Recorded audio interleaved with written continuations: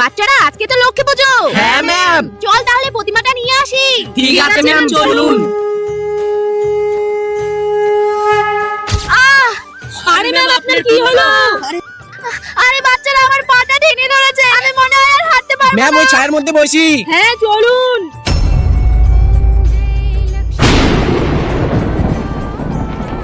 বাচ্চারা এবার মনে হয় আমরা আর পুজো দিতে পারবো না।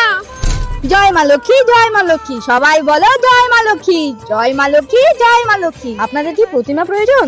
হ্যাঁ প্রয়োজন। আপনারা কি লক্ষ্মী পুজো করবেন? হ্যাঁ। এই যে নিন। জয় মা লক্ষ্মী। ম্যাম চলুন।